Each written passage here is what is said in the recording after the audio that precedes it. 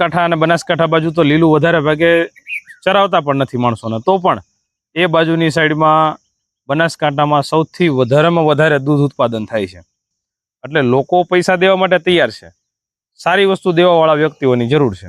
એટલે તમે જો લોકો સુધી પહોંચી શકતા હો, લોકો સુધી તમે વસ્તુ તમારી પહોંચાડી શકતા હો, તો તમને ડેરી કરતાં સારામાં સારી એની અંદર ઇન્કમ મળશે. કારણ કે ખાસ કરીને આપણા ગુજરાતીઓની એક સિસ્ટમ છે કે જે કાંઈ વસ્તુની અંદર ઇન્વોલ્વ થાય એ શીખી જાય. સામેનો વ્યક્તિ એવી ઓફર આપે છે, એનો મતલબ એવો નથી કે તમારી માથે કાંઈ બહુ મોટી એહસાન કરે છે, કે એનો મતલબ એવો નથી કે એ બહુ મહાન વ્યક્તિ હોઈ શકે એનો. હાલો મિત્રો, નમસ્કાર, ગુડ મોર્નિંગ, મિસ્ટર તવેલાવાલા. મિત્રો, ઘણા બધા મિત્રોના પ્રશ્નો અવારનવાર આવતા હોય, એમાંના 3 પ્રશ્નો એવા છે કે જે ઘણા બધા વ્યક્તિઓના મનમાં આવ્યા કરે છે. અને એ પ્રશ્નનો જવાબ આજમાં કે લીલું નથી તો તબેલો કરાય, કે લીલું ઘરનું નથી તો તબેલો કરાય.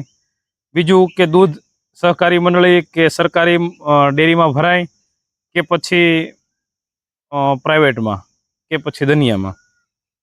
અને ત્રીજું એ હતું કે આપણે ભાગીદારીના પાર્ટ 2 બનાવી નાખ્યા. એમાં એવા પ્રશ્ન ઘણા બધા વ્યક્તિઓને આવ્યા કે ભાગીદારી કરતી વખતે કઈ રીતે ડિવાઈડ રહેવાય, અથવા તો કોઈ એક વ્યક્તિ બધું રોકાણ કરે અથવા તો જમીનને બધું આપે તો કરાય કે કેમ. તો મિત્રો, પહેલી વાત આપણે કરીએ લીલા ઘાસચારાની. લીલો ઘાસચારો તમારી પાસે નથી તો એનો મતલબ એવો નથી કે કરાય કે ન કરાય. આપણા મનમાં પ્રશ્ન આવવા મળે કે ન કરાય એવો પ્રશ્ન આવવા મળે. કારણ કે લીલું વધારે ભાગે સાબરકાંઠા અને બનાસકાંઠા બાજુ તો લીલું વધારે ભાગે ચરાવતા પણ નથી માણસોને, તો પણ એ બાજુની સાઈડમાં બનાસકાંઠામાં સૌથી વધારેમાં વધારે દૂધ ઉત્પાદન થાય છે. કહેવાનો મારો ભાવાર્થ કે તમારી પાસે લીલું નથી તો એક એવું પ્રશ્ન થોડોક રહે કે તમારે લીલું વેચાતું લાવવું પડે, અથવા તો સૂકું તમારે વધારે નીરવું પડે. તો એમાં તમારે જે કંઈ તમારા આવકનો જે દર છે ને, એ દર થોડોક ઘટી જાય છે. કારણ કે લીલું આપણી પાસે છે તો એક એવો ટેકો છે કે એક ટાઈમનું આપણી પાસે નિરણ એવું છે કે જેની અંદર આપણે એ લીલું નીરીએ અને આપણું સૂકું બચે. તો જેથી કરીને કેવું થાય કે આપણી પાસે જે કાંઈ ઇન્કમ છે, આપણને જે ઇન્કમની ટકાવારી મળવાની છે, એમાં આપણો ઇન્કમમાં વધારો થાય, બરાબર. પણ લીલું નથી તો વેચાતું લાવવું પડશે. વેચાતું લાવવું પડશે એનો મતલબ એમ છે કે એ વસ્તુમાં આપણે ખર્ચો થોડોક વધશે, બાકી એનાથી વિશેષ કાંઈ નથી. જો ખર્ચા વધવાનો મતલબ એવો નથી કે તમે લીલું ખવડાવો. જો તમારી પાસે સુકલ વ્યવસ્થિત અને ભાવમાં મળી રહેતું હોય તો તમારે લીલું ખવડાવવાની જરૂર પણ નથી. અને બીજી વસ્તુ કે દૂધ સહકારી મંડળીમાં ભરવું કે સરકારી ડેરીમાં ભરવું કે પછી દનિયા કરવા, આ બધા પ્રશ્નનો એક જ જવાબ છે કે તમને સારા પૈસા કઈ જગ્યા પર મળે છે. સીધી વસ્તુ પહેલાં વહેલા એ જ વસ્તુ વિચારવાની કે તમે જ્યાં ક્યાંય પણ ડેરીમાં ભરો છો, એ પછી સરકારી હોય કે પ્રાઇવેટ હોય, તમને વ્યવસ્થિત તમારી કિંમત મળી રહેતી હોય તો તમે ક્યાંય પણ દૂધ ભરો, એનાથી કોઈ મતલબ નથી.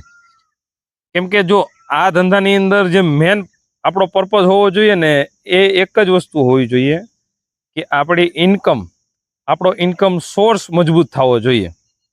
એ પછી આપણે સરકારી ડેરીમાં દેતા હોઈએ અને આપણને એમ લાગે કે અહીંયા 2 રૂપિયા વધારે મળે છે લીટરે, તો ત્યાં દેવાય. ત્યાં ઓછા આવતા હોય ને પ્રાઇવેટમાં વધારે મળતા હોય તો ત્યાં દેવાય.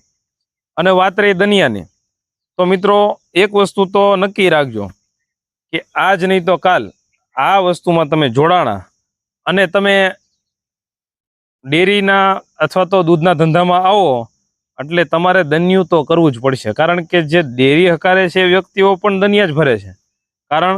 કારણ એ કે એ લોકોને પૈસા વ્યવસ્થિત મળે છે. જો હવે તમે ખુદ સમય કાઢી શકતા હો, તમારી પાસે એવો સમય નીકળતો હોય કે તમે ખુદ લોકો સુધી પહોંચી શકો, અથવા તો એવા વ્યક્તિને રાખીને તમે એ લોકો સુધી પહોંચાડી શકો, તો જ્યારે તમને અત્યારે શું છે, માણસોમાં આમ કહેવાય ને સમજણ બહુ આવતી જાય છે. કારણ કે બધાને ખબર પડે છે કે ઓર્ગેનિક વસ્તુ ખાવી જોઈએ, શુદ્ધ વસ્તુ ખાવી જોઈએ. તો હવે માણસો ધીમે ધીમે એ તલાશમાં જ રહે છે કે સારી વસ્તુ ક્યાં મળે છે, વ્યવસ્થિત અને ચોખ્ખી વસ્તુ ક્યાં મળે છે. અત્યારે તમે જુઓ કે પહેલાંના ટાઈમ પ્રમાણમાં ઘીની કિંમત અને અત્યારના સમયમાં ઘીની કિંમતનો આસમાન જેટલો ફેર પડી ગયો. કેમ કે લોકો અત્યારે 2500-3000 રૂપિયા દેવા પણ તૈયાર છે, પણ ચોખ્ખી વસ્તુ મળવી જોઈએ ઘીમાં.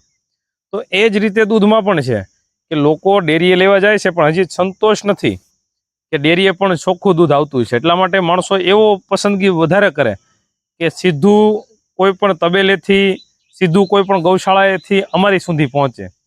એટલે લોકો પૈસા દેવા માટે તૈયાર છે, સારી વસ્તુ દેવાવાળા વ્યક્તિઓની જરૂર છે.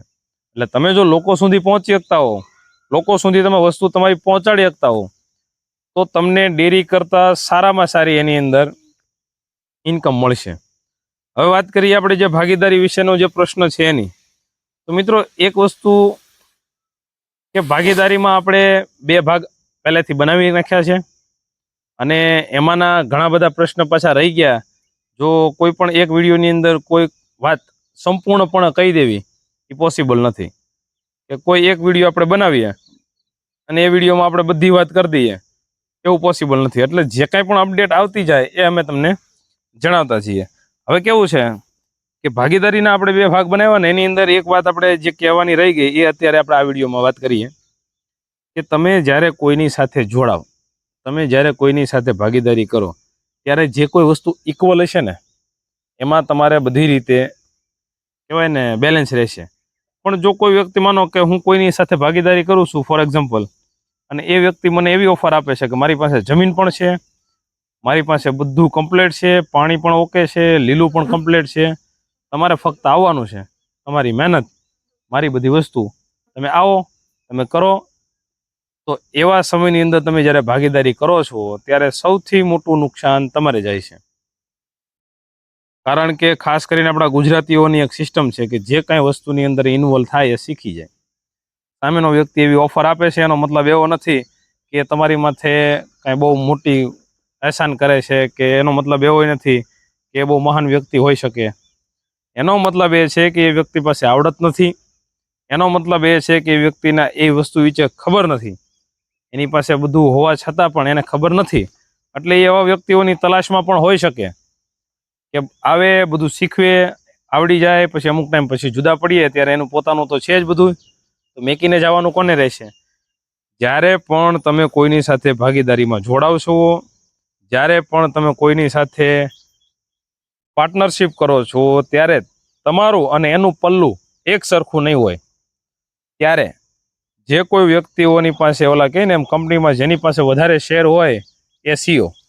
એટલે જે વ્યક્તિ એની જગ્યા આપે છે, જે વ્યક્તિ એની બધી વસ્તુમાં છૂટછાટ આપે છે, જ્યારે પણ ભાગીદારી છૂટી થશે ત્યારે એ વસ્તુ તો એની છે જ. એટલે મૂકીને જવાનું રહેશે કોને?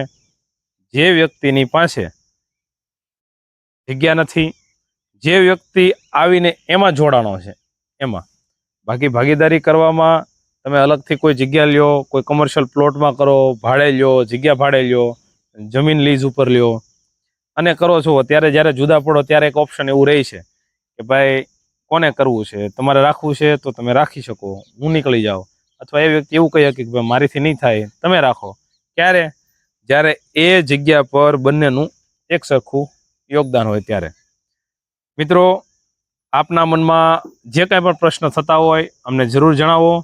અને આ વખતે આ વિડીયોમાં આપણે આપણો નંબર પણ ડિસ્પ્લેમાં દઈએ છીએ. કોઈ પણ વ્યક્તિને કાંઈ પણ મનમાં પ્રશ્ન હોય તો અમને મેસેજ કરો, અથવા સમય હશે તો કોલ પણ કરજો. જો એમાં એવું છે કે હું કોલ રિસીવ ન કરું તો સામેથી રિંગ કરીશ, પણ તમારા જે કાંઈ પ્રશ્ન હશે એનો જવાબ દેવાની જરૂર કોશિશ કરી.